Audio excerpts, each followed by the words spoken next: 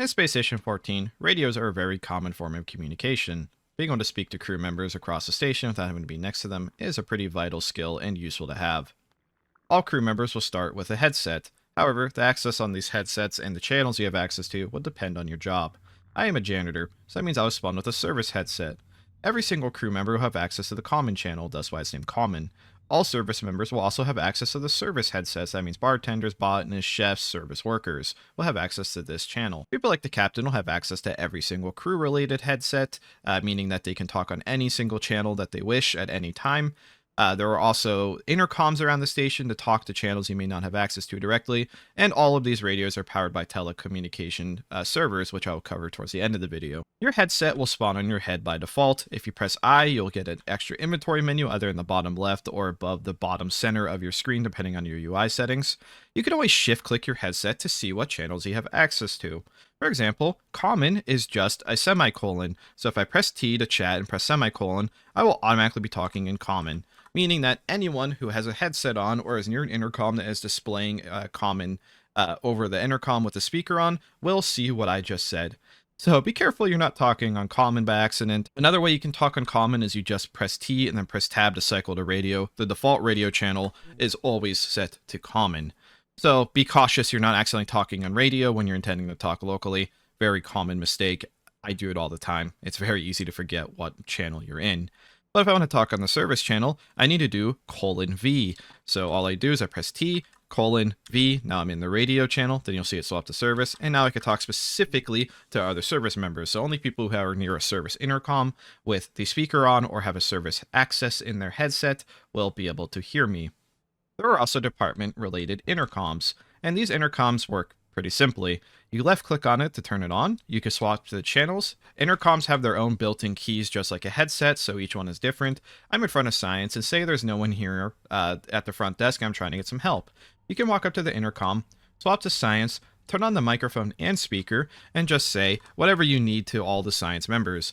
I don't hear anything because I don't have a science encryption key in my headset. However, all people on the station with a science encryption key in their headset will hear me, and if they respond on the radio, it will play through the speaker, which I will demonstrate.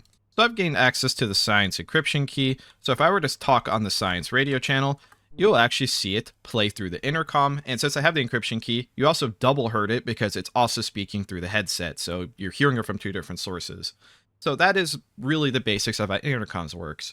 It lets you talk to people you don't have access to with the channel, so it's useful for talking to security or any department you're just trying to get their attention to, and you have to stand near the intercom in order to hear them, unless you have an encryption key, but then you never need to use the intercom in the first place. Speaking of encryption keys, if you ever want to actually update the access on your headset, you can actually take encryption keys from intercoms or headsets. Obviously, you probably shouldn't do this if you're not in tag, but there's always a situation for trying to get more ability to listen to more people. Say you switch jobs and you want the extra encryption key, you need to know how to do this. If you ever see a headset and you see the available frequencies, all you need is a screwdriver and left click the headset and it will pop out the encryption keys. So there's the common channel, which has a P for passenger, and then there's a security icon that indicates a security encryption key. All you have to do is pick up the encryption key and click on your headset and it'll put extra access in your headset. There is a limited amount of space.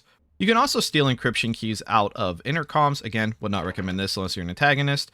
Higher security intercoms require actually welding it to get the encryption keys out, but there are intercoms around the station that have like command access and stuff, and it could be useful for an antagonist to know how to steal these encryption keys. Now, let's discuss how the radios even work in the first place. Every map in the game does telecoms slightly differently. These telecommunication servers are what allows people to talk over these channels. So if this room were to ever lose power, be sabotaged, you can steal the encryption keys from these servers directly, but that starts limiting the use because if there's no telecoms servers displaying the messages for the radios, stealing the encryption key means you just have access to a dead channel. But for example, Bagel has every single radio channel for the crew in one place. So if this is ever tampered with, all of the radios will go down globally. Usually the telecoms area is also labeled with a telecom sign. It's also usually engineering accessed, but again, all maps are a little different. But if you're just trying to use the radio, this is probably not your concern unless you're an engineer trying to fix it, but that's kind of a different topic. Finally, the last thing to really discuss is radios. There are handheld radios and security radios, and these talk on their own channels. Radios are pretty simple. You pick them up and press Z, and the radio is now on. And as long as somebody else has the same type of radio set and they have it in their hand or in their pocket or bag or whatever and talk, it will display to the other person.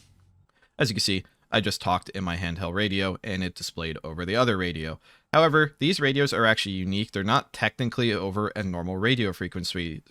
They're over their own. So handheld radios are often used for people like salvage. So when they get separated and they don't have access to telecom, say they're on a planet, they need a way to communicate. There's also the security radio, which is for security specifically. So if I talk with it in my hand, with it turned on, you'll see that it's actually displaying over the security channel. So it is broadcasting on a normal channel. If you shift click it, you can actually see that it is set to the security frequency and that other people with the security radio in their hand will also hear you. So if you have telecoms open, it will communicate on the security channel. It will communicate to the people with the radio in their hand.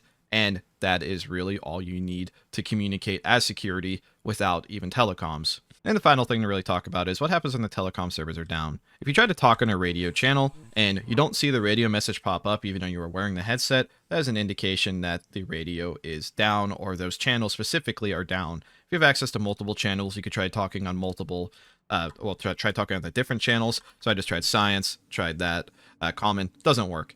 You will see in your chat that there is no successful message sent on the radio, and that is how you figure out if telecoms is down without actually physically seeing they're down.